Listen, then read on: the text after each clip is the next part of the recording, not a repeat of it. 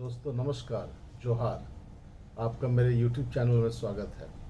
आज मैं बात करूंगा बीज जो उत्पादन करते हैं हमारे किसान भाई, उनको क्या क्या सावधानी बरतना चाहिए।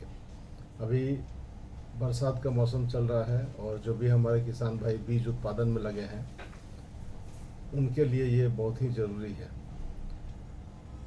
सबसे बड़ी बात है कि आप जिस नर्सरी तालाब में मछली के बीज का उत्पादन करना चाहते हैं, प्रयास करें कि उसको पूरी तरह से सुखा लें। उससे क्या होगा कि जो भी उसमें परभक्षी मछलियाँ होंगी, जो खाऊ मछलियाँ होंगी और जो जंगली मछलियाँ होंगी, वो सभी साफ़ हो जाएंगी और बाद में आपको दिक्कत का सामना नहीं करना पड़ेगा। नहीं तो जो जंगली मछलियाँ हैं और जो परभक्षी मछलियाँ हैं वे आपके स्पॉन को खा जाएंगी और आपका उत्पादन कम हो जाएगा। दूसरा ध्यान देना है कि तालाब में किसी भी प्रकार का घास नहीं रहना चाहिए, किनारे या बीच में या कहीं भी। पूरी तरह से घास की सफाई कर लें जिससे कि उनमें कीड़े अंडे नहीं दे सके, क्योंकि उनका भी प्रजनन काल यही है, जबकि मछली का बीज का काम होता है। तो इन दो चीज़ों का आप ध्यान रखेंगे तो आगे आपको बहुत सारे समस्याओं से आपको बचाव हो जाएगा।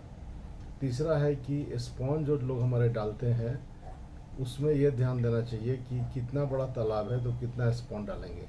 सामान्यतः 1 एकड़ में 20 लाख या 1 डिसमिल में 20,000 स्पॉन डालने की परिपाटी है। थोड़ा बहुत आप अधिक या कम कर सकते हैं, लेकिन बहुत ज़्यादा 1 एकड़ में आप यदि 4 गुना 5 गुना अधिक स्पॉन डाल देंगे तो उनको स्थान नहीं मिलेगा, जगह नहीं मिलेगा और वे मरना शुरू कर देंगे। इसलिए स्पॉन स्टॉकिंग का दर जो है वो मेंटेन करना बहुत ज़रूरी है। इस पर ध्यान दीजिएगा। तीसरा है मछलियों को भोजन और पानी में ऑक्सीजन की मात्रा। ये बहुत ही ज़रूरी चीज़ है। मछलियों का भोजन आप प्लैंकटन कलेक्शन नेट से चेक कर सकते हैं, या नहीं तो सीधा ग्लास में पानी लेकर के आप गौर से देखेंगे तो उसमें छोटे छोटे कीड़े चलते हुए नजर आएंगे। तो समझ लीजिए कि पानी में भोजन पर्याप्त है। नहीं है तो आपको रेगुलर उनको फीडिंग देना होगा। सरसों का खल्ली है, धान का कोढ़ा है, या तालाब में गोबर, सिंगल सुपर फॉस्फेट या यूरिया इत्यादि का प्रयोग करना होगा, जो डोज आप लोगों को प्रशिक्षण में बताया गया है।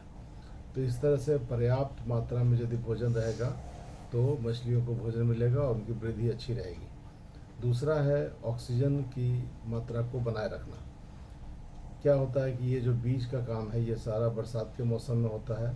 कभी कभी 3 दिन 4 दिन तक बादल लगे रहते हैं, जिसके कारण तालाब में फोटोसिंथेसिस की प्रक्रिया नहीं हो पाती है और ऑक्सीजन नहीं बनता है और मछलियों को सांस लेने में दिक्कत होती है।